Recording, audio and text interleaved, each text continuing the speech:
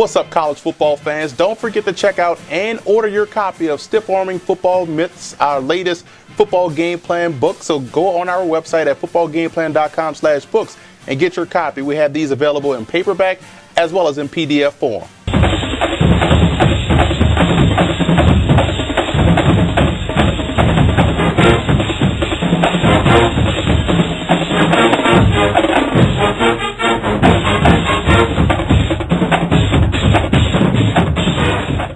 Welcome to footballgameplan.com, where football makes sense. I'm Emery Hunt, the czar of the playbook.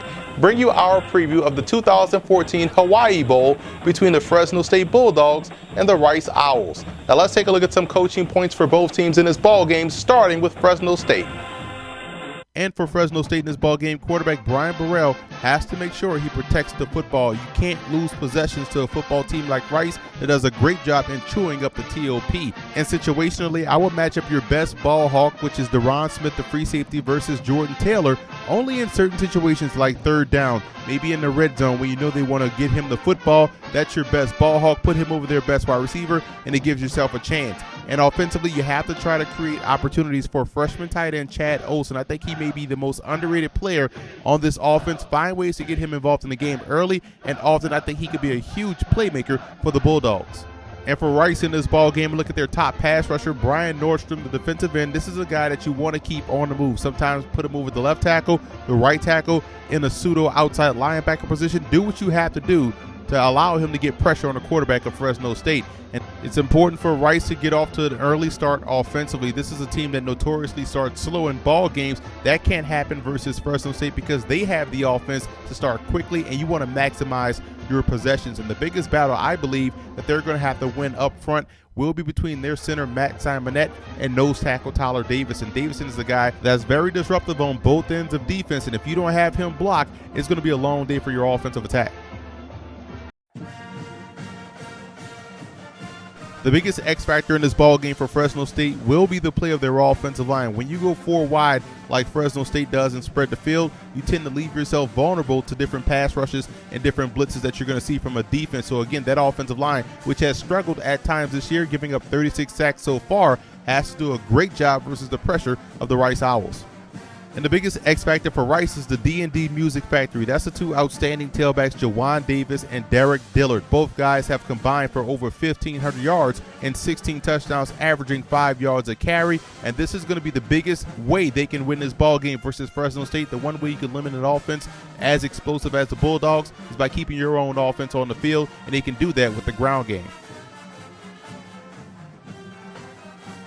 Now here are some 2015 draft prospects you want to keep an eye on in this ball game. And for Fresno State, one of the best free safeties in the country, if not the best free safety in the country, is Deron Smith, the 5'11", 200-pound senior. Josh Harper is another outstanding receiving target coming out of this Fresno State program. We talked about Tyler Davison earlier, and Cody Weichman is an outstanding offensive lineman at 6'6", 311. Now for Rice, you look at Jordan Taylor, the big-time wide receiver at 6'5", 215 pounds. Reminds me a lot of Riley Cooper that plays for the Philadelphia Eagles. And you also look at Bryce Callahan, who came on strong this season at the cornerback position, filling in for Phillip Gaines. Big-time prospect moving forward.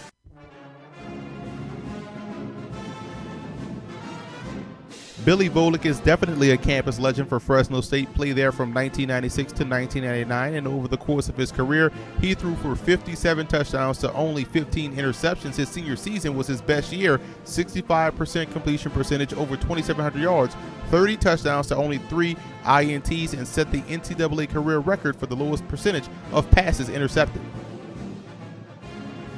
Back when Rice ran the triple option, Birdie Emanuel was a tremendous option quarterback for the Owls from 1992 to 1993. He started his collegiate career at UCLA and transferred in 1991 and finished his Owls career with over 3,000 yards passing and 23 touchdowns.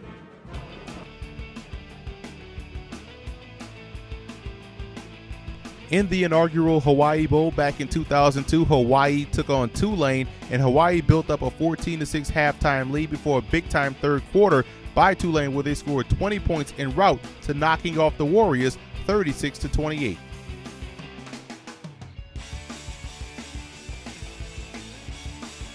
In the 2002 Silicon Valley Bowl, Fresno State took on Georgia Tech, and two outstanding coaches in this matchup, Fresno State's Pat Hill and Georgia Tech's Chan Gailey. And this was a back and forth affair until the fourth quarter came, when Fresno State was able to put the game away, scoring 10 points and shutting out Georgia Tech, knocking off the Yellow Jackets 30-21.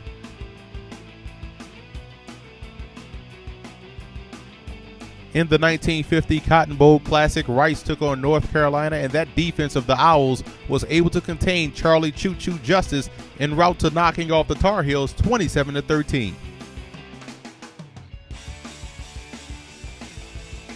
I like Rice in this ball game. I think they'll be able to control the pace and the tempo with their ground attack, and defensively they match up very well versus the passing game of Fresno State. And I think with their 4-2-5, they'll find creative ways to get pressure on the quarterback, disrupting the timing, and I think that's ultimately how they come away 2014 Hawaii Bowl champs.